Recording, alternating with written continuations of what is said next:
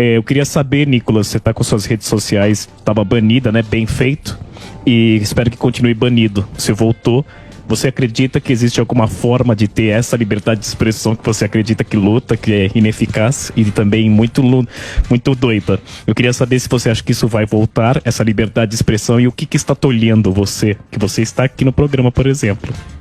Olha, eu acredito que, assim como diz Hayek, né, a liberdade ela é tolhida, assim como alguém que corta um salame, né, em fatias, não é a totalidade. Quando você percebe, você já perdeu o seu direito de falar, o parlamentar perdeu o seu parler, né, ou seja, perdeu a capacidade de falar, você não pode mais representar as pessoas. Inclusive, ontem, no plenário, eu chamei o Lula de bandido, me veio um deputado do PT falando: poxa, presidente, a gente já aqui combinou que não pode, por exemplo, né, chamar o Lula de bandido, não pode falar, por exemplo, palavras de baixo calão, ou seja, eles vão modificando tudo.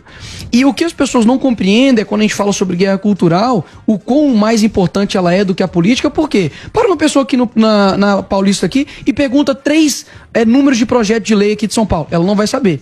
Mas ela sabe o que aconteceu lá no Grammy, ela sabe o que, exato, no Big Brother, e isso é o que? São meios de ação, de modificação, de cosmovisão, por exemplo. Hoje a pessoa saiu, inclusive hoje, né, que o STF já tem maioria para poder derrubar o projeto de lei lá em Rondônia que foi aprovado de proibição da linguagem neutra. E as pessoas falam assim: poxa, com tanta coisa para resolver no Brasil, vocês estão preocupados com linguagem neutra. Tem gente que não tem saúde, educação, não tem nada, estão preocupados com elo, com delo. Eu concordo, são eles que estão preocupados com isso. Mas você não pode ignorar o fator cultural. A cultura é composta por território, povo e língua. Quando eles modificam a nossa língua, eles estão modificando nossa cultura, consequentemente a nossa identidade. Então eu peço para as pessoas, né, que são um pouco afoitas, principalmente na mudança do nosso país, que compreendam que a mudança não passa somente de 4 em 4 anos. Vai ser uma mudança gradual e cultural, mas a gente não pode subestimar. Caso contrário, a esquerda vai continuar dominando tudo. Mas eu tava pensando, né? Você é um cara nos mais votados, tudo, né? E o mais votado, o mais do Brasil. Sim, mas com números assim expressivos. E obviamente você vê o Zema, que o cara te conhece, te considera, né? E sabe da sua força na rede social. Mas tem que, às vezes, separar, porque tem uma estratégia. Uma coisa é ideologia, a gente sabe que você é um cara que veio da igreja, que tem seus conceitos aqui super bem definidos. Mas também na rede social, especificamente no Twitter, onde você atua, você sabe que tem que colocar o engajamento funciona na treta. Então, como é que você separa a parte que você quer passar para as pessoas que você tem uma ideologia e a outra que é uma estratégia para ter engajamento? Boa, olha, eu sinceramente, eu não faço um post pensando assim, pô, preciso de um like. Até mesmo porque hoje, graças a Deus, tanto no meu Instagram quanto no meu Twitter, tem um engajamento muito bom.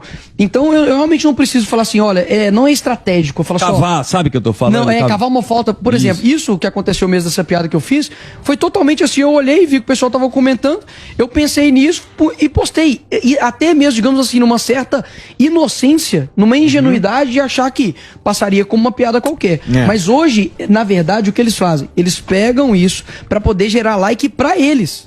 Ah, também. O cara também se aproveita da tua audiência. Eu não digo nem da pessoa que eu fiz a piada. Eu digo dos meios de comunicação, dos veículos de comunicação.